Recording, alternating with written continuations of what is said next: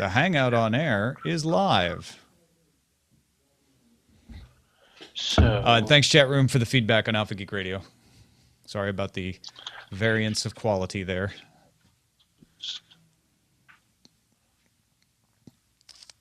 Facebook is going to sponsor the Republican National Convention.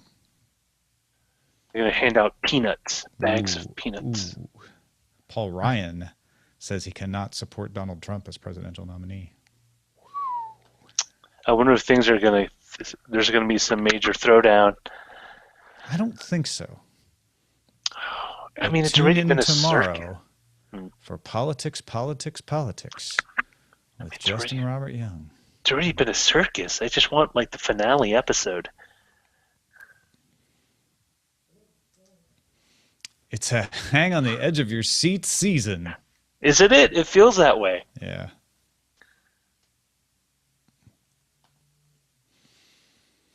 We're going to talk about something much more controversial than the U.S. presidential election, the identity of Satoshi Nakamoto. House of Trump cards, says Beatmaster. That's amazing. Where did Justin go? Wasn't he just there? Huh. Maybe he's Satoshi and he's just setting up everything. This is going to be the big reveal, guys. I can't wait. Just Yeah,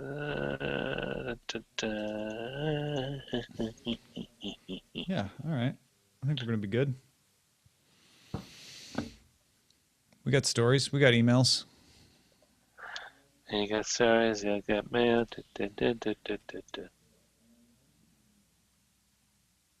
But you don't have pie.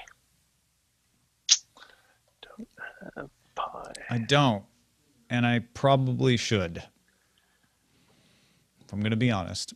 The thing that I'm going to be doing on June 28th is watching the Mystery Science Theater stream in a theater and eating pie. Because that's my birthday.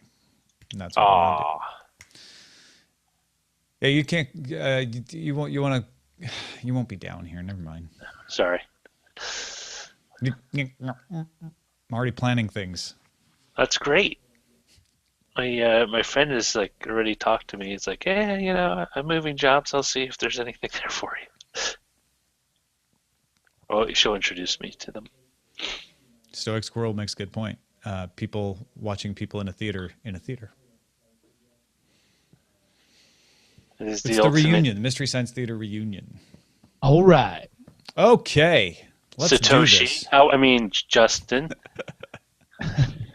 By the way, I just gotta put this here in the Slack. This is all I ever think about whenever we get into the Satoshi, who is this Perry Bible Fellowship comic that I just put. Nice. In the Slack. Satoshi. All right, here we go. Ready? Roger? Yeah.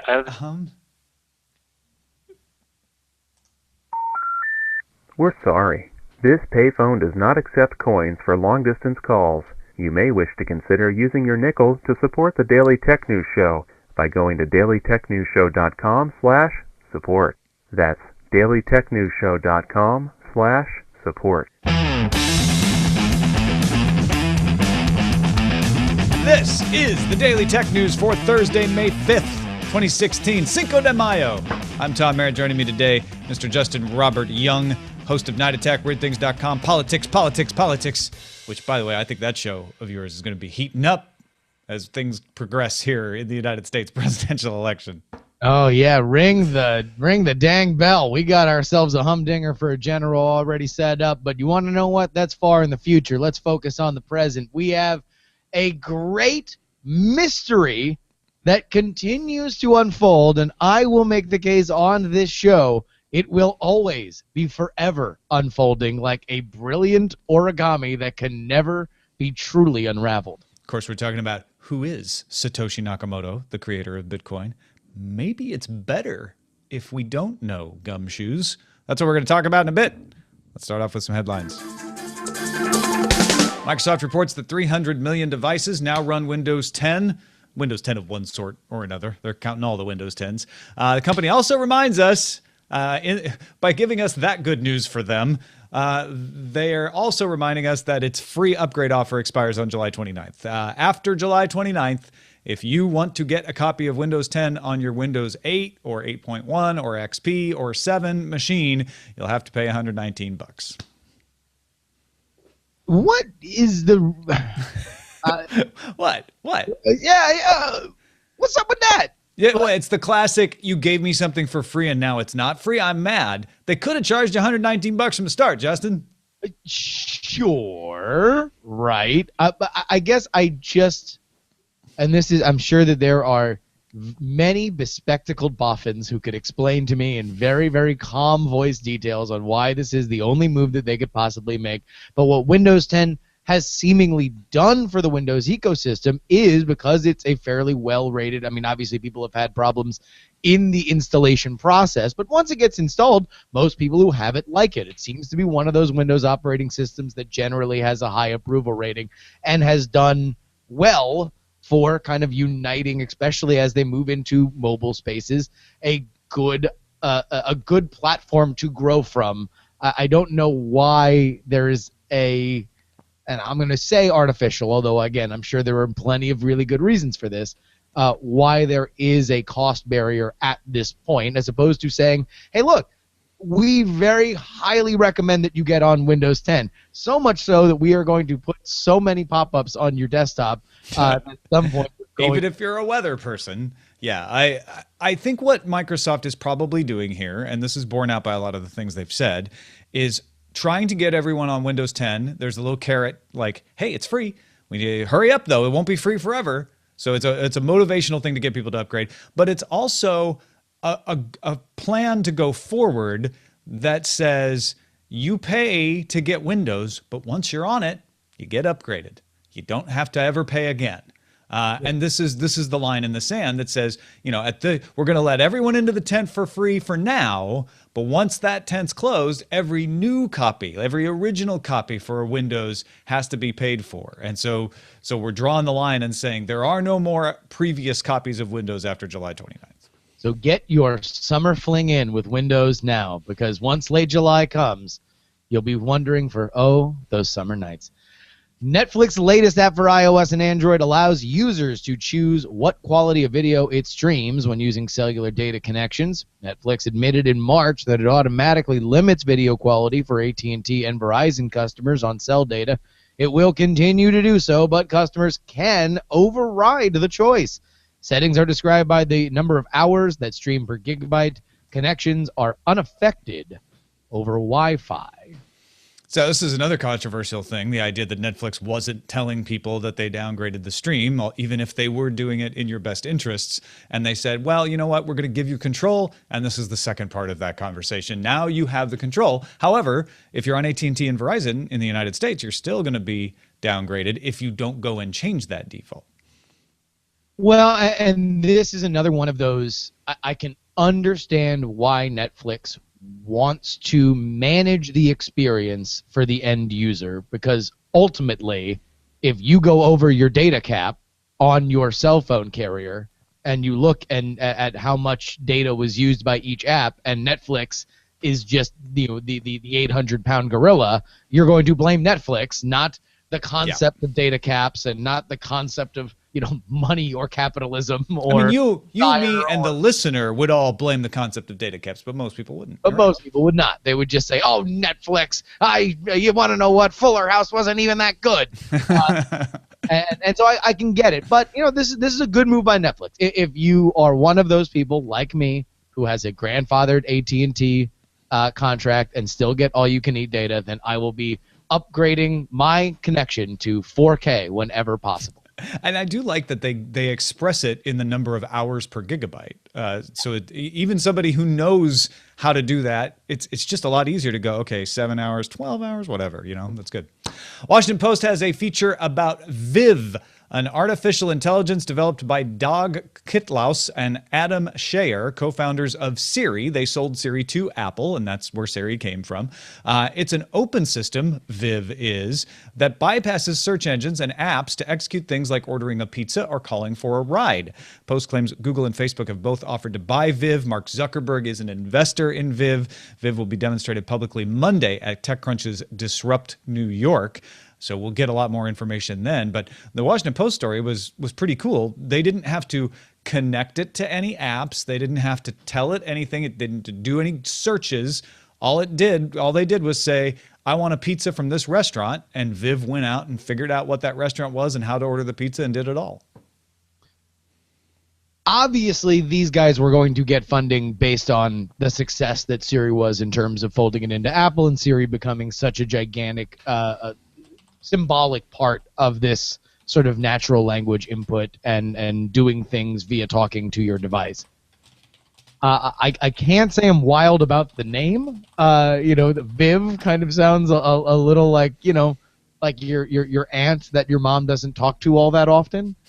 But I'm excited. The Washington Post story was very exciting. I think that there is certainly still space for a big buzzy company like this. Now, whether or not it lands with Google or Facebook, I think is probably the next exciting stage in something like this, because we'll see where it fits in. I mean, like a product like this is almost as important. It's almost as important to look at where it will fit into an overall landscape than will it how much it can do by itself. What interesting thing is that Siri, before Apple owned it, had relationships, and the idea was that you would say, get me a ride, and it would already have a relationship with Uber. And when Apple took it over, they got rid of those relationships, which made Siri a little less useful. What Viv does is exactly that, but in an open platform with relationships don't have to be door to door like the Siri folks did in the early days. So there's a lot of talk that this could potentially get around our siloed app ecosystem and even around search engines, which is why Google is interested in buying this, and say, you know what, you don't need to use any of that anymore. You just talk to your assistant and tell them what you want, and they go figure out the back end part of it. You don't have to know URLs or which app you downloaded. We know you only use 5 apps at a time anyway, people. So this gets past all of that. You want to know what I kind of very much want, though, in these assistants, and having used them more and more and more between Siri and Alexa and stuff like that? I want my virtual assistant to double check with what I said. Because I know that in so many years I'm just going to be the guy who got on the first automobile and was talking about how if they go 5 miles an hour faster, their skin would peel off skulls. But sure. I just now I find myself with Alexa. There's like a lot of like, hey, order deodorant, and I just want Alexa to come back and say, oh wait, is it this kind of deodorant that you bought before, or another kind, as opposed to just like, yep, got it, and then next thing I know, I'm worried that I'm going to get something delivered to my house that I don't exactly want. Yeah, strong enough for a man but made for a woman. It's not what you ordered. I get it. The LA Times reports that on March 18th, LAPD detectives were able to bypass security on an iPhone 5S belonging to April Jace, who was killed in her home on May 19th, 2014. A search warrant filing written states a, quote, forensic cell phone expert, unquote, was able to, quote, override the locked iPhone function. It did not detail the method or identify the expert. I think what's intriguing so many people about this, and this is one of those stories that I personally probably wouldn't have picked for DTNS, but it is getting pickup in lots of different places. And I think it's because this was unlocked in March at around the same time that the FBI was wrangling in court and in the court of public opinion about whether it should force Apple to help them unlock a phone, which they eventually got forensics help unlocking themselves. And this is a more sophisticated phone than an iPhone 5C. It's an iPhone 5S, but it's of that same generation, right? So, roughly speaking, I think everyone's wondering, like, okay, what expert did the LAPD get that the FBI had such a hard time finding? Yeah,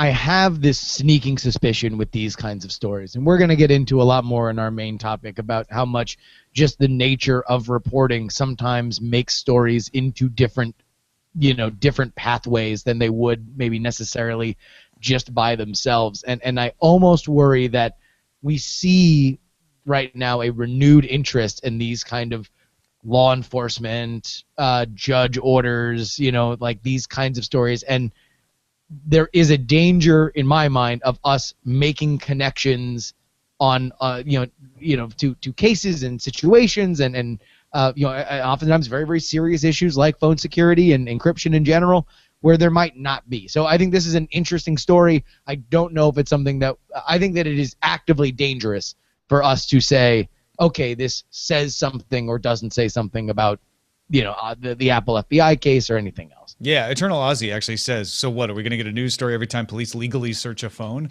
And that's a great point. The interesting thing here is that they had trouble with this phone. They couldn't get it unlocked. They couldn't access the data. They accessed it at one point, then they couldn't access it again, and they got someone to access it. And Justin, you're absolutely right. This would be a non-story if we didn't ever have the Apple story, because I and most of the people in our audience assume that every encrypted device is crackable in some way, whether it's by social engineering or something else. Yeah. So the idea of law enforcement finding somebody who could help them get in a phone shouldn't really sound surprising. But because of the coincidence, everyone goes, oh, wait a minute, how did they find a guy? And I think you're right, a lot of people are still fighting an old battle at that point. Yeah. Wall Street Journal reports GM and Lyft plan to test self-driving Chevy Bolt cabs in 2017, picking up actual Lyft passengers. I'm curious how they're going to pull this off regulatory-wise, whether they're just going to put people in the self-driving cars so they're with the law. I'm not sure. But the plan will apparently use technology from Cruise Automation. GM acquired that back in March. GM will also begin renting out Chevy Bolts to Lyft drivers. Currently, it rents only Chevy Equinoxes, and this is all part of GM and Lyft partnering up, which they announced back in January. So for every bad Lyft up in Equinox, I want to know right now if you will drive me or not. This is a very, very interesting story because I feel like this is just, you can almost smell the methane of the flaming press release that just begs to be talked about, but ultimately will end up only in ash and memory. But at the same time, it's like, what is the burden of proof for this? We are going to pick up actual Lyft passengers in a self-driving car in 2017. It's like, okay, so if you get a bunch of press people to some remote desert location, right, and you have people pick them up, then what does that mean? How does that count? Now, that is not to poo-poo the idea that this is moving forward. I'm very excited about the idea that big companies like Chevy and Lyft, obviously, are putting their money where their mouth is and saying, hey, look, these are going to be better, interesting ways for us to solve this problem, especially when it comes to scalability for riding on-demand services. But at the same time, I kind of wonder if by the end of 2017, we're not going to be looking back and saying oh, yeah, well, I guess that really wasn't as exciting as it was in my head when I just read that one sentence. Right. Details of the program are still being worked out, according to a Lyft executive. In other words, nobody wants to really go on record on that yet. Periscope's latest update lets beta testers permanently save your broadcast by adding #save to the title. Saved broadcasts will remain online, quote-unquote, forever. Saved videos will also appear in user profiles. There is no limit to the number of videos you can save. Android and iOS users can ask for an invite for them to try the feature by visiting bit.ly/betascope. Tom, by the time that this becomes a regular element of Periscope, will we still care about Periscope? I wonder. Facebook Live has certainly got a little bit of momentum going on, which could be good for Periscope in that rising tide lifts all boats sort of way. But I do wonder how long the trend lasts, or this is the beginning of a new thing. I honestly do think there's a big chance this is the beginning of a new element of internet broadcasting, where just like people on Twitter thought it was weird that you just want to post something on Twitter to people. I think these live streaming broadcasts may be turning into something. I could be horribly wrong as well. I thought IM was dumb at one point, so who am I to judge? But here's where I'm more interested with Periscope. Because, now let's just say, hypothetical example that there were two guys who had a primarily Twitter social following that usually did most of their social media integration through Twitter, and also did a lot of live video content. In fact, maybe it would be a daily enterprise where people would go and put that out. I would be very interested to see Periscope open up the reins a little bit and make it easier to beam this live video content right into the Twitter feed, because that's an element of Facebook Live that I think is definitely taking off. That professional looking, interesting, curated content popping up in your feed and dancing around like a picture in Harry Potter amongst your otherwise dull and flat feed is interesting, is fun, is good. I think this is a good move for Periscope. I would like to see them get a little bit more expansive in what they allow on there. Yeah, and I think this is a step towards that. This is one of those steps where people are like, well, I can't do my show on Periscope because it won't be around. This is ephemeral. This is Snapchat-like. And now they're saying, well, okay, now you can do your show. You won't have to just save it yourself to your hard drive and publish it elsewhere. It'll be on Periscope. That's smart for them to do.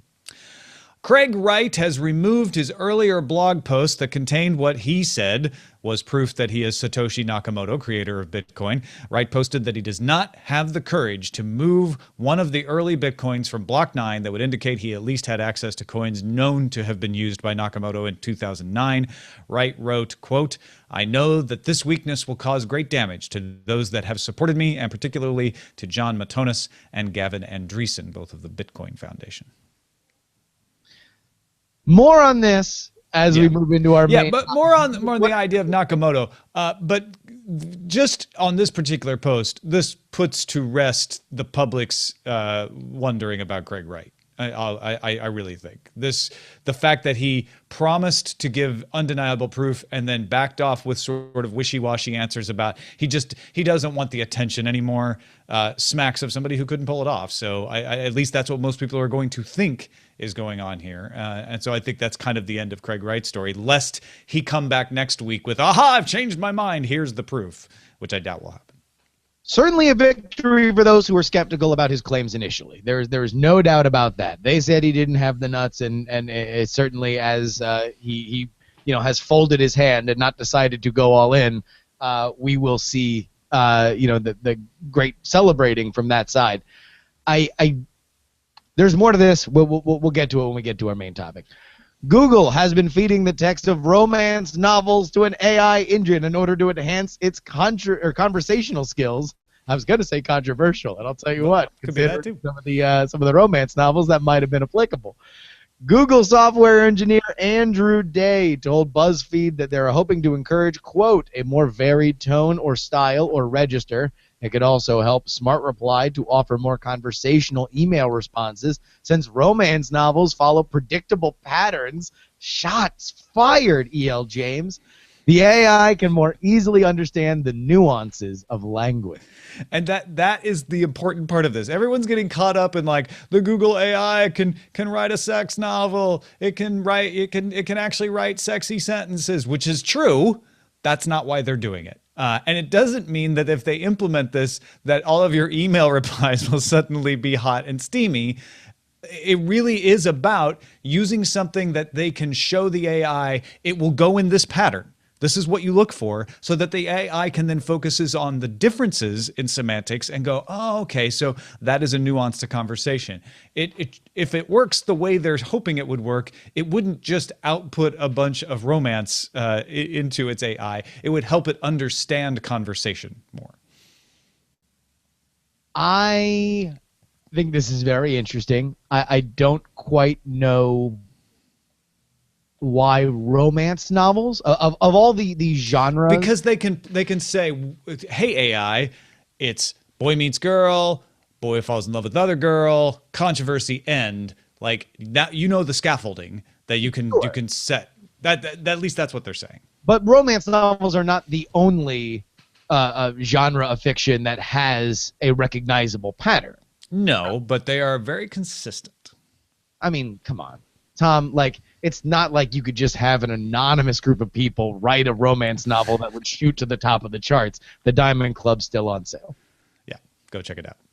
Uber has collected an all-star team of government leaders to make up an advisory board on public policy to help them lobby governments worldwide. Check this out, folks. The board includes Princess Rima bint Bandar Al Saud of Saudi Arabia. She, by the way, is an entrepreneur who's very active in technology. Former European Commission Vice President Neelie Kroes, the one who used to administer a lot of the decisions about data in the European Union. Former Prime Minister of Peru, Robert Danino. Former U.S. Secretary of Transportation, Ray LaHood. Former Director of the U.S. Domestic Policy Council, Melody Barnes, and more. The board will meet twice a year and be compensated with equity in Uber. I wanted to read those names. That's why I put this story in. I'll tell you what, you should be reading those names because this is Uber staffing up. This is them putting together their hit squad. This is their, when it comes to being able to open doors and know who to talk to at governments the worldwide, this is their suicide squad. Like, it is, that's a great list of names, and it shows you, for whatever and listen, there are a million criticisms, legitimate criticisms that you can have about Uber, right? And you can assign whatever narrative you want to that company's personality. If there's one thing that they have proven to be the diamond tip that has made them as successful as they are, it is being fearless and aggressive when it comes to government regulations. And this is a sign that this is, they are much like Pitbull. They are no longer Mr. 305, where they're still dealing with South Florida's regulations. They are now Mr. Worldwide. And you're yelling timber. I get it. Amazon has signed an agreement with Atlas to lease 20 Boeing 767-300 cargo planes for 7 to 10 years. Amazon was also granted a warrant allowing it to acquire up to 20% of Atlas's common stock over a 5-year period, with an option for an additional 10% over a 7-year period. Amazon previously gained the right to 20% of air transport services as part of a lease agreement in March. This is very interesting. I've seen, I as somebody who lives quite a bit of his life, when it comes to Amazon Prime, I am #about that life, and I see more and more black Amazon polos delivering my items. This seems to be yet another step in the direction of them just picking up their own, picking up and delivering their own products, or at least giving themselves the option to. Yeah, Big Jim, who works in the logistics industry, and he understands this stuff, in our analyst Slack, was saying he predicts Amazon next buys an ocean vessel carrier. He can think of 2 that might be possible for them to purchase, and he says, I don't think they're going to buy a forwarder, but I think but maybe next year. So he is, again, going along in that idea that Amazon might be advancing into becoming a shipping company as well as a data services company and a media company and, of course, a retail outlet. And that's just a few of the things they're involved in. Finally, New Scientist obtained a data sharing agreement between Google's DeepMind and the UK's Royal Free NHS Trust, the National Health, that is much more extensive than people thought. They thought they just wanted to collect information about kidney disease, but the agreement states that DeepMind gets access to all admissions, discharge, and transfer data, accident and emergency, pathology and radiology, and critical care at 3 hospitals, along with 5 years of historical medical records. Now, the data is not being stored or processed at Google's DeepMind. It is being stored and processed by a third party. All data reverts to the NHS on September 29th, 2017, and DeepMind is supposedly only going to be used to help treat the disease, but if you try to limit it to people with the disease, it will make the data set not work for their purposes. That's the argument. DeepMind is testing an app called Streams to help clinicians treat kidney disease. This is very, very interesting. I only wish I knew more about it to comment about it. Yeah. I suspect there are very good reasons why you need the wide data set. Like, forget about privacy for a second. And you're like, what data do I need to most accurately treat kidney disease? I need to have all of the information, because there are people not going in specifically for kidney disease, but that have signs of kidney disease. And there's people who didn't have kidney disease, went in for something else that turns out later they had kidney disease. So you need all the data. I get that. But the idea that this was done in secret and that it was publicly understood to be a more limited data set than it is in this day and age causes concern. Absolutely. Thanks to all those who submitted things from our subreddit. You guys are the best. dailytechnewsshow.reddit.com is the place to go. Get in there and do some voting, folks. Don't you want to be like TG Stellar? Don't you want to be like M Parker 546 or Motang or even Fritz X 007? Be like them. Go to dailytechnewsshow.reddit.com. That is a look at the headlines. All right. So I have, and I've expressed this briefly yesterday, I have a hypothesis about Satoshi Nakamoto's identity. But a lot of people in our chat room, Tinvek was one of them, a few other people were saying, does it really matter who Satoshi Nakamoto is? Bitcoin works. Bitcoin Foundation is run by other people. Satoshi Nakamoto has not been involved in Bitcoin since 2010. And it seems to be running fine. I mean, you can argue whether it's actually going to be a success, and they've certainly had bumps in the road, and there's a current controversy about how fast the blockchain should process, et cetera. But it doesn't need Satoshi Nakamoto returning is not the solution to any of those problems. Is it just human curiosity? Or him or hims and hers being identified will not solve any of those problems. It is almost irrelevant to the future of Bitcoin. But yes, we need to know, because this is one of the great unfolding, unsolved mysteries of our modern tech era. Bitcoin is a fascinating, globally transformative idea. Now, we can point a million different ways on how well, like you mentioned, it will eventually be implemented and whether or not it will eventually be a success. But there is no denying that it is a captivating, interesting technological marvel. The fact that Satoshi Nakamoto has always been a secret and has always been at least thought to be a pseudonym as a way to hide things has always, that's your primer. But if I can, let's break this down as a story. Why this is always going to be important whenever anybody either tries to unmask somebody, as Newsweek hilariously attempted and failed to do a few years ago, or steps up and claims the crown. This is a dubious position to have.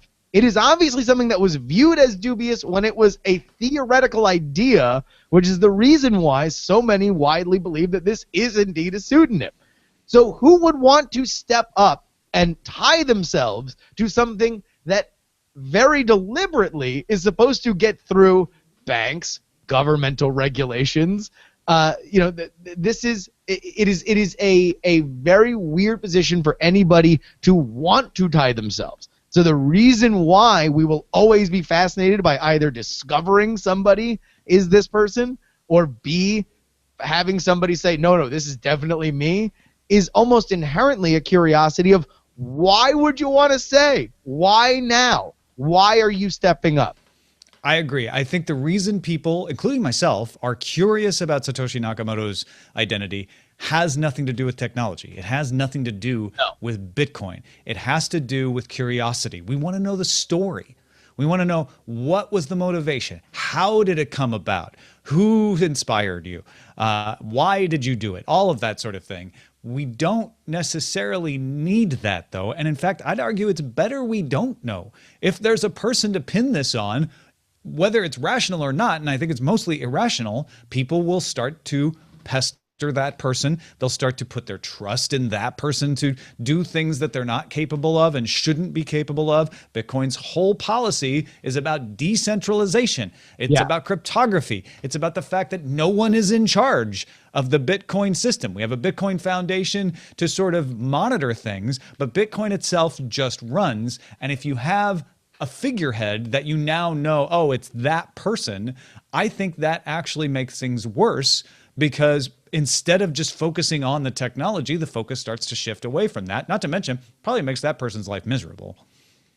Which is why, again, why would you want to pick up this thorny crown and put it upon your head, right? And that's what makes this story super fascinating, of why somebody would want to claim that mantle. Now, it's Batman, right? It's like, why would you ever want to be Batman? But Batman definitely keeps his identity secret. for a reason. Now, can you indulge me in process journalism nerdery on why else I believe that this will always Sure. be? Yeah, absolutely. Because it's exactly what happened with the Newsweek date. You ultimately have reporters who, even tech reporters, there are few investigative tech reporters that have the technical know-how when it comes to either Bitcoin specifically or sources as far as encryption or this level of this kind of technology that will ever truly know enough to report things in a way that is anything other than very, very dependent on a few sources, right? And so you are going to get gigantic swings of these stories based on, just a few people saying, having an idea about one element of who this is or why this can't be this person or why this is this person, which is why when Wright came out this week and said he was the dude, you got stories that were like, yep, I talked to one guy and he says that he's very sure that he's him.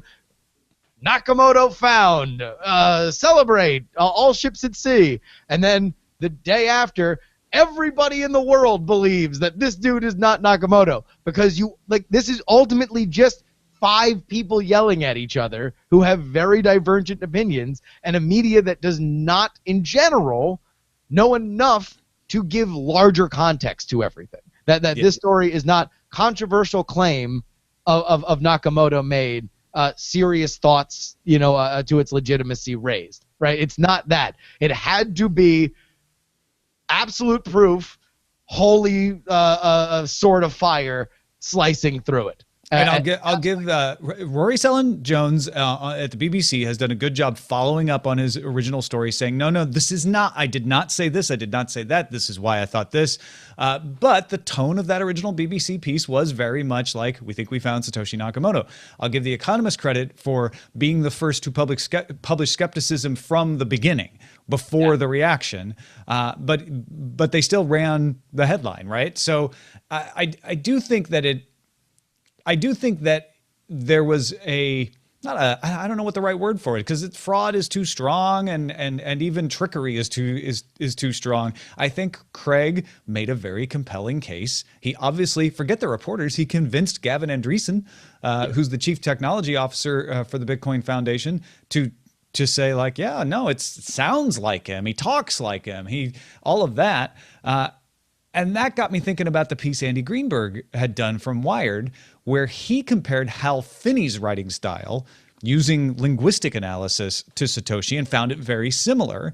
But then he also noticed that emails purportedly sent from Nakamoto to Finney resembled Satoshi Nakamoto's other writings more than they resembled Finney's. So he's like, well, I don't know. They're very similar, but they can't convincingly be proven to be the same. That leads me to an article on cbitcoin.com, which I think is probably the closest to it's my working hypothesis. If we have to wonder who he is, he's more than one person. And actually, John Hardy at cBitcoin is arguing that David Kleiman was Satoshi Nakamoto, and Kleiman and Finney are both passed away now. They both were early Bitcoin people. Finney was the first to use software and file bug reports after Satoshi Nakamoto. Kleiman was involved. He was a confidant of Craig Wright. He was paralyzed in an accident in 1995 and focused specifically on these kind of cryptographic problems. He was hospitalized in 2010, right when Satoshi Nakamoto handed over Bitcoin operation to Gavin Andreessen. And then Kleiman died in April 2013. My working hypothesis, Justin Robert Young, is that all 3 of these guys are Satoshi Nakamoto. They passed around emails to be polished up and rewritten, which is why they don't mash anybody's style exactly. They both worked on different parts of it, just like we saw Steve Jobs and Wozniak created Apple. Although Wozniak did a lot of the technology, Jobs did a lot of the marketing and the visionary parts of it. Hewlett and Packard, Gordon Moore and the group at Intel, Bardeen on the transistor, they all had teams. I don't think Bitcoin is created by one person. It has to be created by a team. So then what are we to make of Wright's claims? And would it be different if Wright said, hey, me and my 2 dead friends did this? I think it would be interesting if he did that, and I think he would have the same problems proving it, because if my hypothesis is true, Wright has enough of Satoshi that he was involved with to convince Gavin Andreessen and convince these reporters, but not enough to definitively prove it, and that doesn't change. Even if he says, yeah, it was me, Kleeman, and Finney, people will say, well, prove it, move a Bitcoin. And if he says, well, Kleeman had the keys on his laptop and we can't find them now, so we can't move those Bitcoins, that might wash, but it wouldn't prove anything. Sure. But don't you get the sense that that would have rang truer if he said, hey, look, I'll never be able to prove it, but here's the story. Here's my perspective on all of it. I was close to it. Here's why I believe the name. Here's where the name came from. Here's why we thought about doing it. Here's where I joined the project. Here's where everybody, was involved with it. And that's it. Believe me or not, that's where I'm coming from. You knew I was close enough here that can prove, doff the cap, see you down the road. That would be different than, yeah, I'm that dude. And I was sure there were other people involved, but I was the main guy, which was the tone of what he said this week. So, and there's all kinds of speculations on why Craig Wright might have done that. He has tax problems. He is always out looking for funding of various projects. So who knows? Who knows why he would claim to be Nakamoto if he's not, and why he wouldn't do what you're saying. But yeah, I think it would have come off differently. I think you're right. And let's say that he does do that, right? Let's say your hypothesis is correct. And again, why are we talking about this? Because this conversation is fun, and it's the reason why we're talking right now. But let's take your working hypothesis, and let's say that Kleiman, who again, it's certainly in your brain seems to click, a brilliant guy, paralyzed in a car accident in 1995, became a bit of a recluse, was certainly a brilliant person. That seems like the kind of guy who would want to create a pseudonym so people would not bother him. He was not somebody who relished contact or attention. So that makes sense. Let's say that that's the case. Is there an element of nobility to Wright saying, no, I did it because he doesn't want further attention to be put onto Kleiman or Kleiman's family? And Kleeman's gone, but his 92-year-old father is still alive, etc. Yeah, I don't know. I don't know if I believe that's the motivation. And who knows whether it is, right? I would tend to think, I would agree with you. I don't think that that's likely.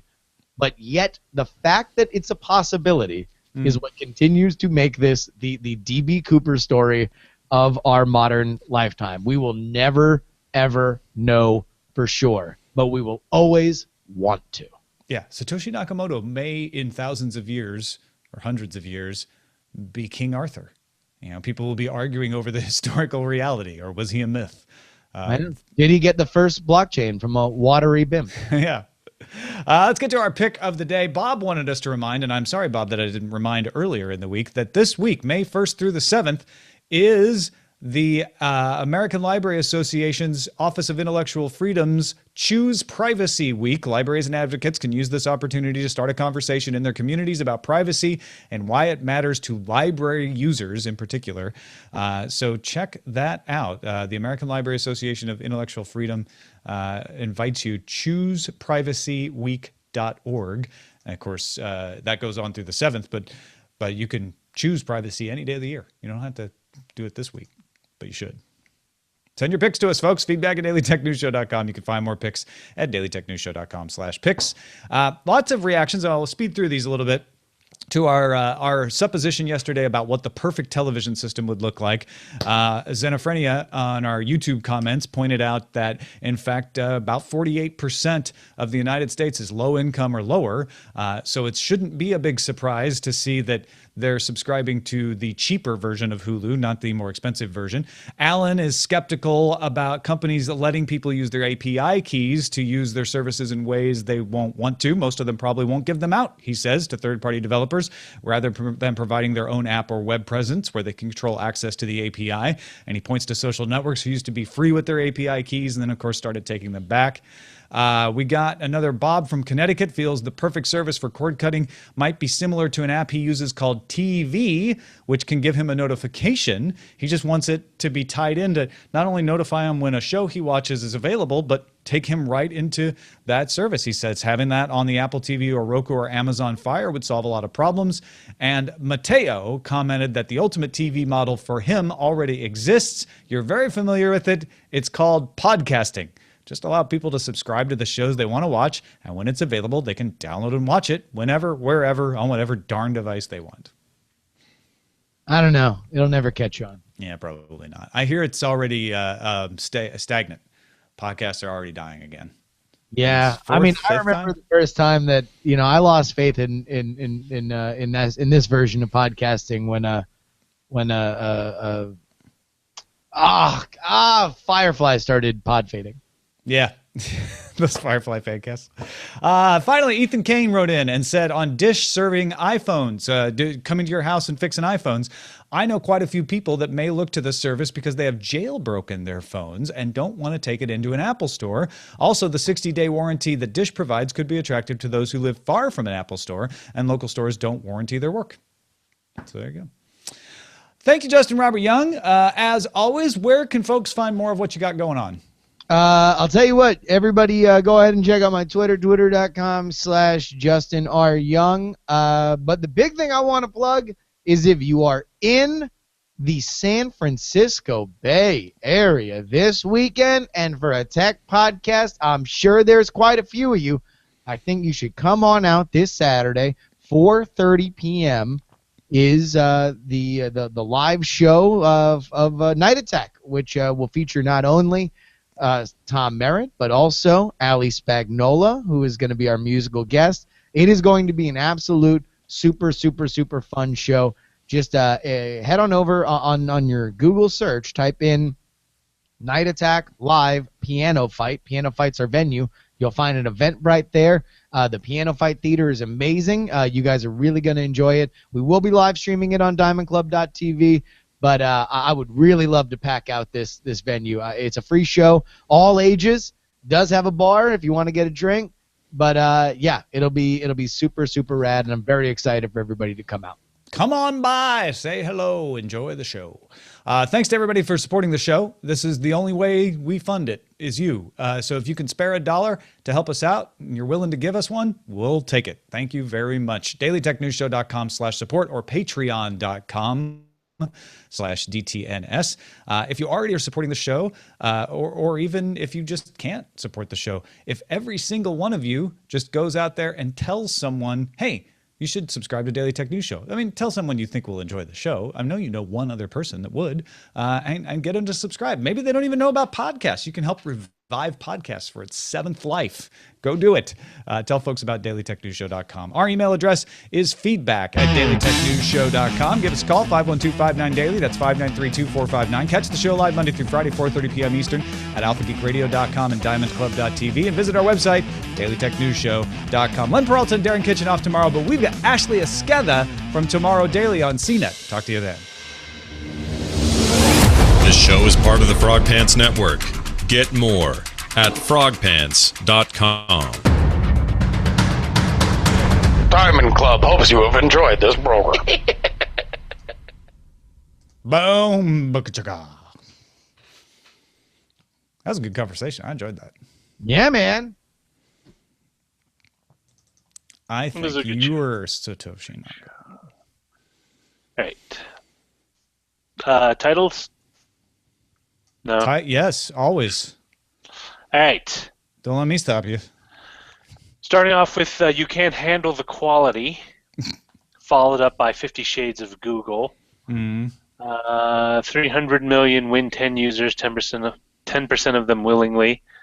Who is Satoshi Nakamoto? ? We may never know. That's kind of a play on the whole Tootsie Roll lollipop commercial. Uber Side Squad. Satoshi Nakamoto : prove it's you. Prove it. You can't. Yeah. That's actually kind of funny. The Three Faces of Satoshi Nakamoto. Can you smell what the GM and Lyft are cooking? Come with me if you want to Viv.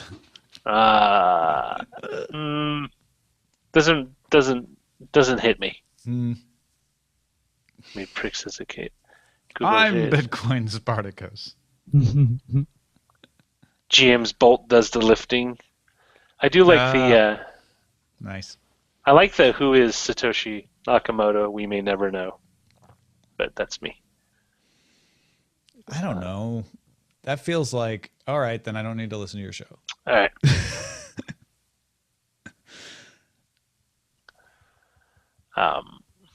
When something. What else you got? Oh, is Satoshi Nakamoto actually Andy Kaufman? Film at 11. Periscope down, Periscope up forever. Periscope up forever.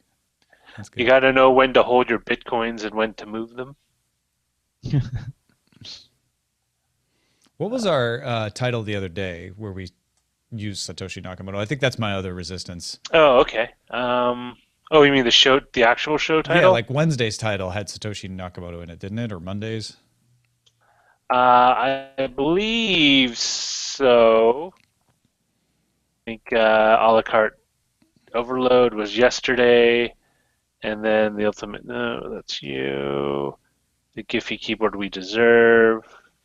Oh, that was Mondays with the real Satoshi. Please shut up. See, that would have been a good title for today. All right, so Thanks, W's got us one. right is wrong. Ha! That's funny.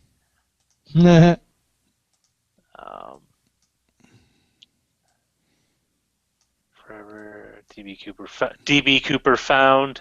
DP Cooper. The Satoshi Nakamoto story. Amazonian cargo. Maybe Bitcoin's inventor doesn't matter. Where do you see that? I just made that up. Oh, What do you guys think? like doesn't matter question mark or is just Yeah. Bit- No, it just doesn't matter. I mean, Justin, what do you think? I'm fine with it.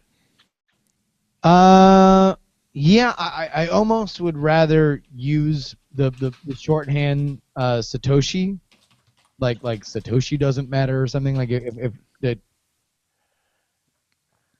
Yeah, I could do that. Just because like Bitcoin inventor, like that almost sounds like. What about Satoshi's identity? I was trying to avoid saying Satoshi Say again because we Satoshi. said it earlier. But if we just use Nakamoto, or is that Satoshi more impactful? No. Nakanono. That's pretty fun. That almost sounds just racist. It is, probably. If it sounds like it, it probably is. The Three Faces of Satoshi Nakamoto.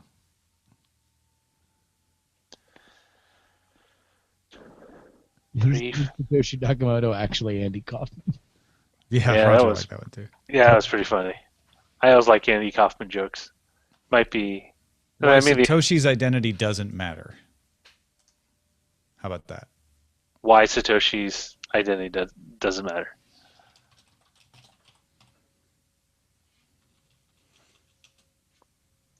I don't want to know who invented Bitcoin. How about that? Tim Vex said, "Who made Bitcoin? Question mark. Who cares?" Hmm? You put that one up in the chat room. Yeah, I like that. Who made Bitcoin? Question mark. Who cares? Yeah. I would take out the second question mark though.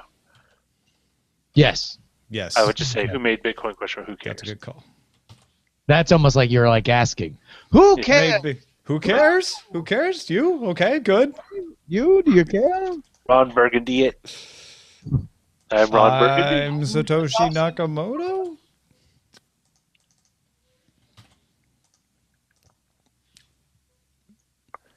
All right, we have picked a title.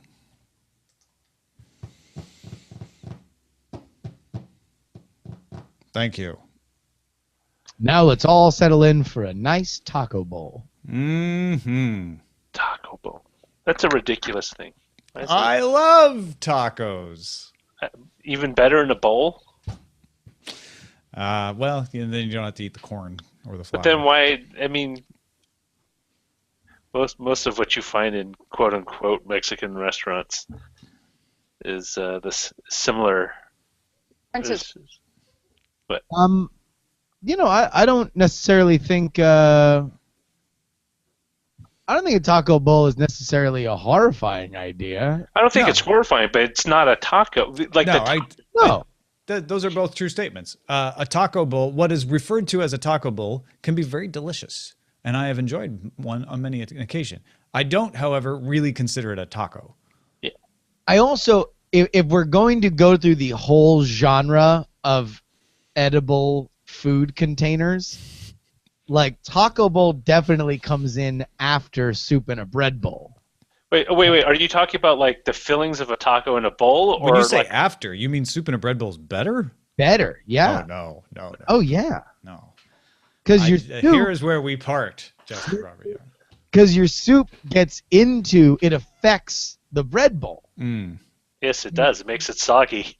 Yeah, no, and you get some like soppy ass bread, and if it's good soup, then you're like awesome. Yeah, but the bread's never good. Maybe I'd think differently if the bread was ever good. But you. Yes. Okay. Like, are they often crap? Yes, but then again, most soup in a bread bowl sucks. Sure. Maybe that's really my like problem. good soup with good bread. Oh, you're off to the races, baby. Well, you're actually at Fisherman's Wharf, probably. I mean, maybe they serve them at the races. You're at the Kentucky Derby, where the traditional soup bowls are being served. The soup in a bread bowl and mint juleps. I like the idea of bread bowl soups, like especially chowder, is appealing, especially if you're like in a sports venue where you just don't want to have a bunch of garbage left. Like you can eat the container when you're done. You know, like you finish it. It's environmental. Is that what you're saying? It's environmental, but it's just convenient, right?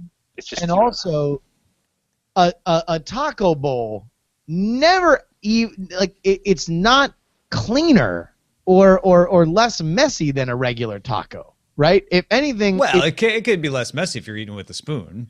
You don't have the taco possibility of breaking. And eating a taco with a spoon. Listen to yourself. It's not a taco. I said that earlier. You're using this term loosely. I will say, I will stick up for this element of presumptive nominee Trump's taco bowl. Whoa, where'd that come from? We were talking about him, were we? I'm saying... I stand up for the fact that he should be able to celebrate Cinco de Mayo however he pleases. I mean, if you're spelling that S-E-L-L, then yes. Oh man.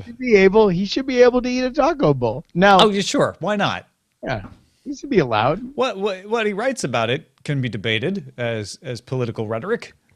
Yeah. I mean, why not allow the guy to eat a taco bowl? Sure. I think I will only cape up for his ability to eat a taco bowl.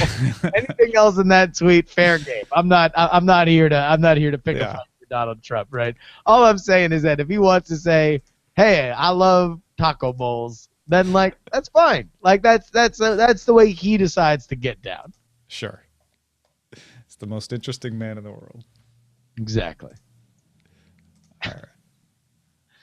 I mean, just not that we haven't had crazier things. I feel like in some ways this election is a lot like House of Cards. Brian and I were talking about how House of Cards exaggerates because it takes everything that's ever happened to any president of interest and crams it all into happening to Frank Underwood, right? Yeah. And I feel like that's this election season. It's like, sure, we had Mike Dukakis riding around in a tank, looking kind of goofy, you know, and we had Bill Clinton play the sax on Arsenio Hall, and a lot of people thought that was cool. A lot of people thought that was dumb. But we have had so many the taco bowl is just the latest. Like that's just a normal day in politics. This stuff is every day. Is that just because of the pervasiveness of social media finally catching up? Like it wasn't quite there in 2012, so. What we have found and why I believe Donald Trump is a important transitional candidate, like I think every candidate that comes after this election will look different. and they will look different because of Donald Trump on this respect and this respect alone. Donald Trump is a post multi media channel candidate, in that every other candidate that has ever run, including everybody he beat on the Republican side, including Hillary Clinton, not so much Bernie Sanders, but this is why Bernie Sanders, I think, resonated as well, in part, is because he wanted to be somebody that was authentic whenever you saw him. And he did that at the sacrifice of staying on message. Sure. Which is not consistent. Because the old model was say the same thing wherever you go, because some people might only see you once in an election. It's the hit radio model, right?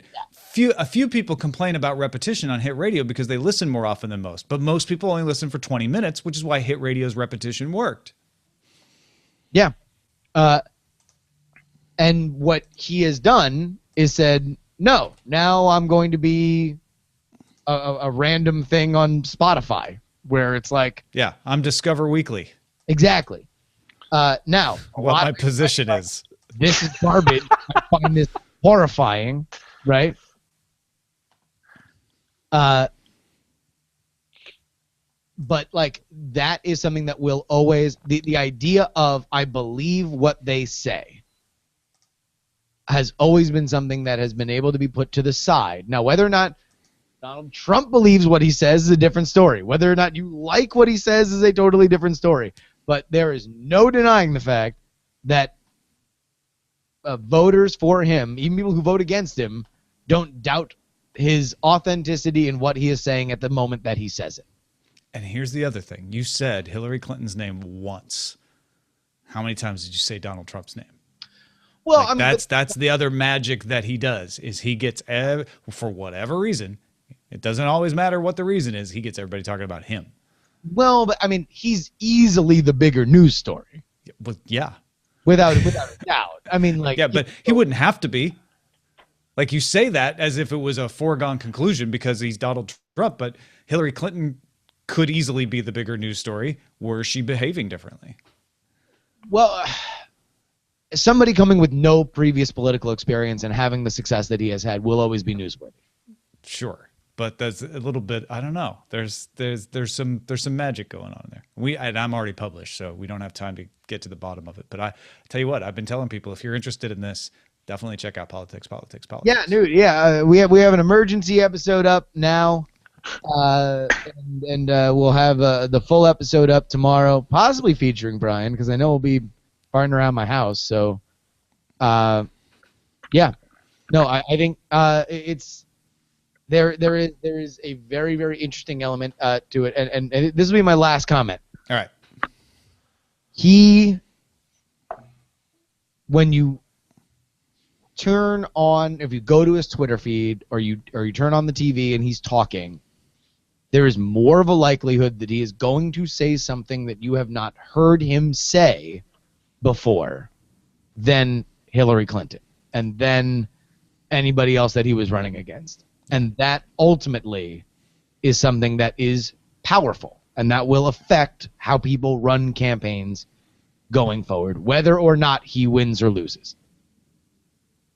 Also, apparently, TVZ Gone points to a BuzzFeed post that the Trump restaurant, the Trump Grill, does not serve taco bells. So that was the other funniest thing, is that, like, yeah, so it's like apparently he never said it was whatever. He got the taco bell from somewhere. Who knows? I mean, this will just be like... You know what? I love it. Go enjoy your Cinco de Mayo, folks, however you want. Indeed.